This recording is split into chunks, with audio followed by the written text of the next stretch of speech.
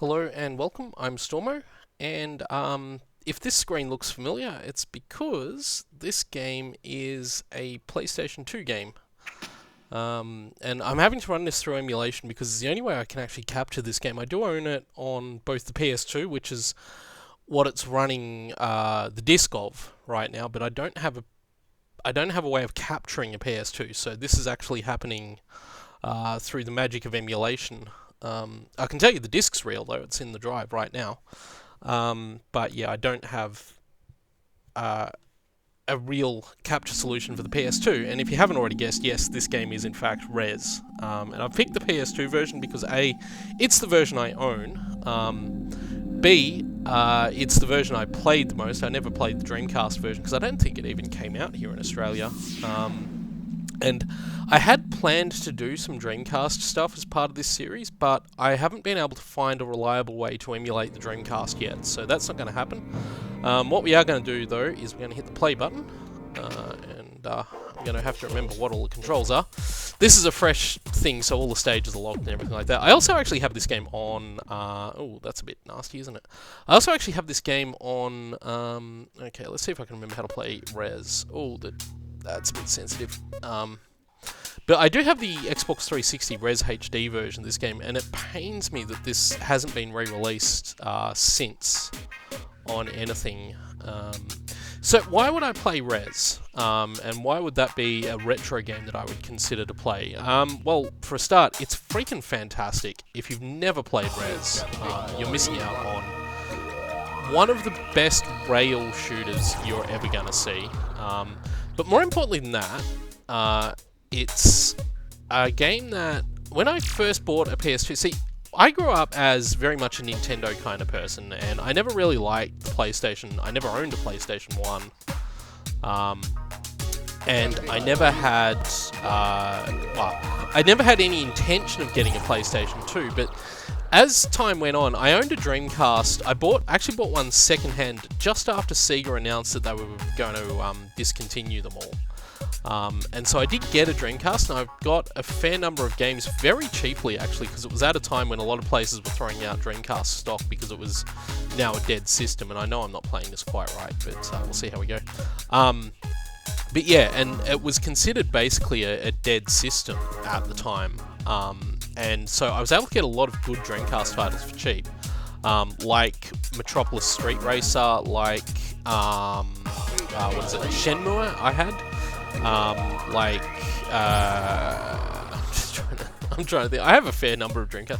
I have Phantasy Star Online there somewhere as well. The I think it was actually the second version that came out for the Dreamcast that I have, and a few others as well, and they all, came down really well.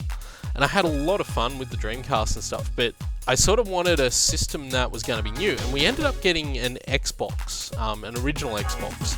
We actually got a GameCube as well, or I ended up getting a GameCube and an Xbox within not that long time of each other. And in fact, I think I got the GameCube at launch, when they first launched here in Australia. And we got the Xbox a bit later because we heard about Project Gotham Racing, because my dad and I both really loved Metropolis Street Racer on the Dreamcast, and we heard about Project Gotham Racing, which was essentially a sequel to Metropolis Street Racer. And so I got that game and played the crap out of it. Whoa, that missile. This is not a difficult game, and I know most of it, but I'm just being a bit rough because I'm not used to playing it on the setup I've got at the moment. I'm much more used to it on a real PS2, or more specifically on a real Xbox 360 with Res HD, which is how I played it a lot of the time.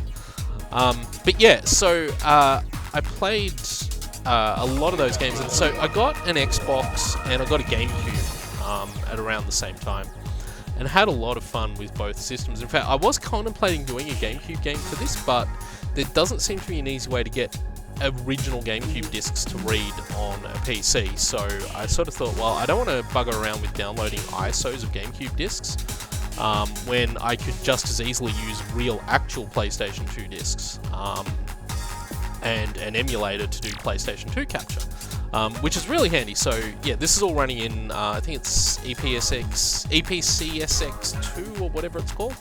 That's him later. Whoa, let's not miss that. We don't want to miss these. They're important. In case you don't know how res works, which I'll explain how the game works as we go on. But yeah, so yeah, I had the GameCube and the Xbox, original Xbox. Obviously, I was going to say Xbox One for a second there, and I realised that was a stupid idea. But yeah, an original Xbox. And I wasn't going to get a PlayStation 2, but it became clearer and clearer that there were PS2 games I wanted, and one of the ones I actually really wanted, weirdly enough, was Final Fantasy X2, which just seemed like a really fun game, and like I hadn't even played Final Fantasy X at that point, so Final Fantasy X-2 just seemed like a really fun game to play. And I thought, yeah, I'll get that. I should point out, this was during my Dead or Alive Extreme Beach Volleyball phase. Yeah. As an aside, looking forward to the third one. I should probably not admit that out loud. But no, this is, yeah, during my DOEXBB phase and various other things. And I sort of like the idea of Final Fantasy X too, and I got it. Oh, missing these badly. There we go. And I thought, man, this is really cool. And I thought, what other games does the PS2 have that I should try out? And everyone kept telling me about a game called Rez. I thought, yeah, okay, I'll try Rez. So I rented it. My local video shop at the time had a rental copy of Rez, and I rented it and played the crap out of it. And then a couple of years later, I think it was, I finally bought a used copy of it that I found in an EB one day. And in fact, that's the version I'm playing right now, is the used copy I found in an EB at one point. Ooh, a little bit of, I guess, just emulation artifacts is what's happening there. Like I said, this is not a real PlayStation 2, it is being emulated. It's kind of amazing I own a PC powerful enough to emulate a PS2 these days. Oh god, I remember Earth Giga. Did we get Earth Giga? I think I got Earth Giga. I wasn't actually paying attention to the screen that comes up.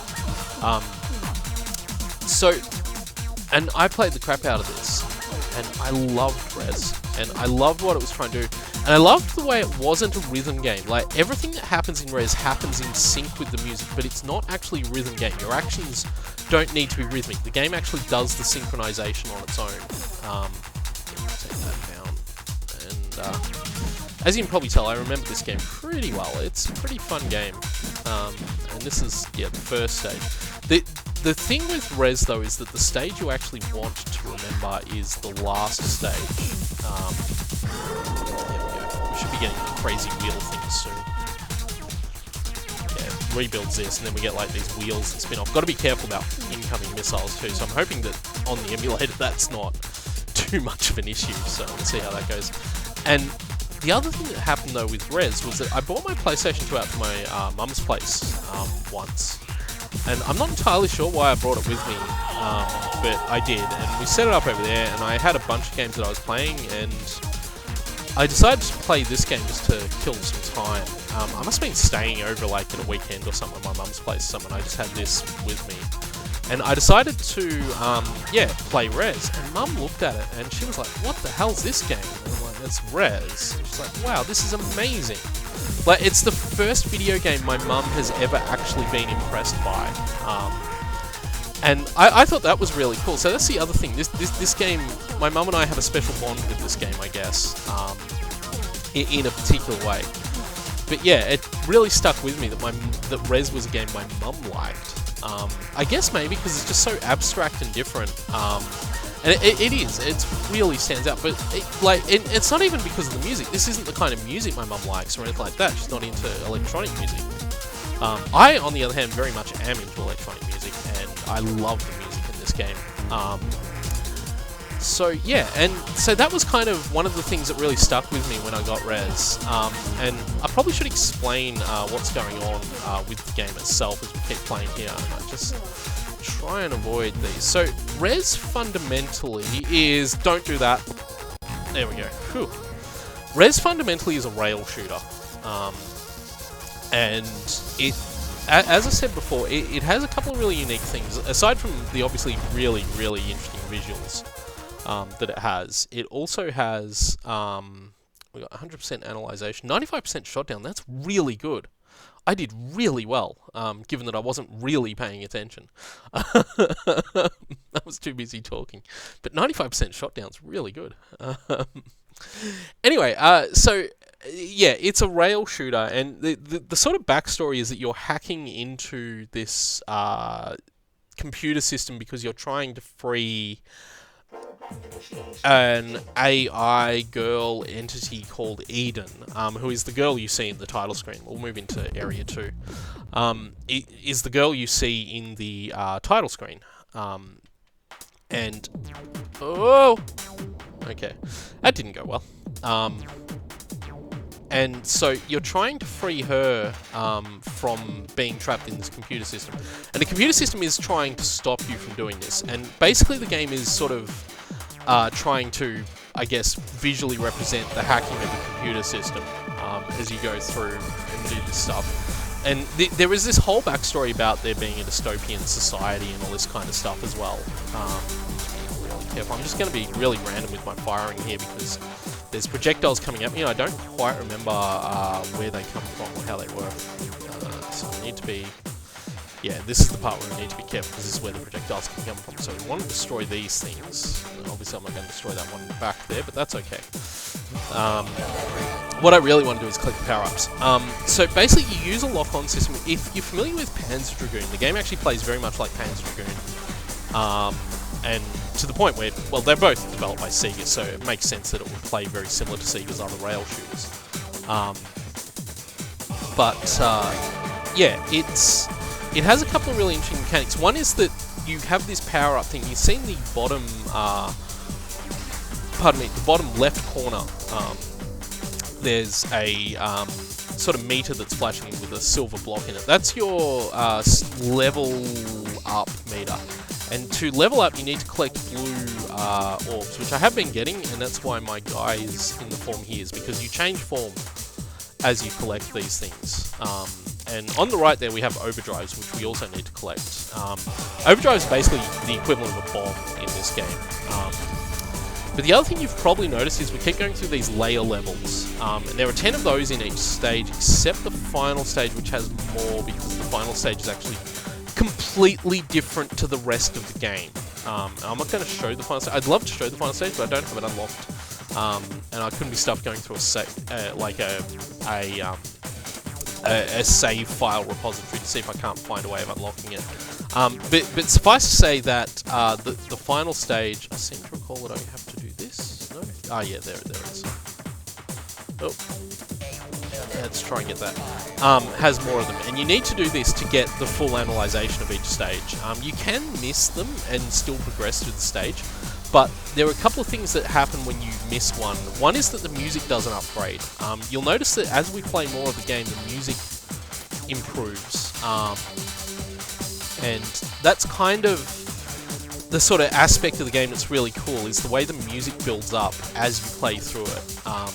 And it's probably what really sort of keeps me invested in the game, is the way the levels just get more and more intense as we continue on. You can see there I just collected a couple of power-ups and I nearly lost my form, and we need to get that. But yeah, so basically I think what actually happens if you miss one of those cubes is that the layer repeats, and you have to wait for it, the next one to come through, so you don't get the changed enemies that we're getting at the moment. Maxing out my overdrives, which is really cool. Might need to use an overdrive. Oh! Overdrives basically automatically lock onto everything for a period of time. It's a really handy get out of trouble card, as it were. So. But yeah, the other thing to note with Res is that it does have a score attack mode. That's not the mode I'm playing in. I'm just playing in the normal mode at the moment, so there's no scoring with what I'm doing. It also has... Oh, these guys. These guys are annoying because they shoot those things out, and we need to destroy those things, because if we don't, we will be in a lot of trouble. So if you take damage in Res, which I have managed to avoid doing at the moment, but if you do take damage in Res, what happens is your form drops back one. You have 5 forms, and we're currently in the 3rd or 2nd, I think, actually. Oh, did I miss the cube? Was there a cube there? I'm sure I saw a cube there. I might have missed a cube. Oh no. That's really bad. So these things are nasty because they shoot those things at you. And yeah, we're in, I think we're actually in what the game calls 2nd form. Oh no, we don't want that happening at us. These things are trying to shoot these beams at us, and if they succeed, bad things will happen to us, so we want to not have that happen. I'm near convinced I've actually missed a cube somewhere, which is really annoying. I tend to do that. Grab that though, and there was a cube there. So grab that. We're one away from getting another form. So the forms are basically your ability to take damage. When you start, you're in 1st form, which is the guy with all the boxes. We're currently in, I think, 3rd form, which is a fully complete silver dude that we're in. There's also what's known as 0 form. So if you take a hit while in 1st form, and we've just formed up again to, yeah, whatever that was. But yeah, there's also a 1st form, and if you accidentally die in 1st form, that's how you die, basically. So we want to avoid doing that. This is, yeah, the next form, and I just missed a bloody power-up. Ah, damn it. That's annoying too, because that was a big power-up too. It had the, there are 2 kinds of blue power-ups. There's the smaller one, which gives you 1 cube, and there's the larger one, which gives you 3 cubes, and we just missed a 3-cube power-up. But that's okay. We're doing okay. I like Rez because it's actually not a very stressful game. It's not a particularly difficult game, and it feels nice to play. It's really fun, fast-paced, and I did not take damage then. Good. And I find it a really relaxing game. Like I said before, it does have a score attack mode, which is not what we're playing in. It also has a traveling mode, which is a mode in which you cannot take damage. As we come to the 2nd stage boss, I'm going to end the video after we finish this stage too, so this will be the final boss that we do. And this boss is really fun, actually. So yeah, oh no, we only got Mars Mega. Okay, so we didn't get Mars Giga this time. So the bosses have a couple of different forms. There's, I think, a normal form, a mega form, and a giga form, or maybe it's just mega and giga. And basically, the giga form is the better form to get for reasons. I can't remember the exact reason why, but it is. And the mega form is, I think, a slightly easier version of the boss. This is really fun, this part. So what the boss does is it shoots these things out, and you've got to like shoot them to, I guess, unlock them. But you got to be quick, because the boss will shoot the next one out, even if you haven't destroyed the previous one. And they come at you pretty quick and fast here, so you need to be smart about that. And this was a part of the game when I first started playing Rez. This was a part of the game where I actually had a lot of trouble getting through without taking damage. Which is sort of ultimately what you want to do in Rez. You don't want to take damage, and while the game has the traveling mode, so you don't need to take damage, it's, yeah. I prefer the normal mode. Also, the traveling mode, I think, doesn't unlock the stage. You can only play a stage after you've unlocked it in traveling mode. So you can see here, they're getting harder by rotating them around. We haven't even got to the actual boss fight part yet. We're not damaging the boss, which is kind of funny, but we're about to. So I have to remember what you're supposed to do with this boss, actually. That's right, you got these guys here, but that's not actually the damaging the boss part of the fight either. So take those down, and if we don't take those missiles down, they'll come back to haunt us. So I need to be a bit careful with that. Okay, so we're doing another of this round, are we? Oh no, that's right. Now we're in the actual kill the boss phase. We've got to shoot this thing as it flies around.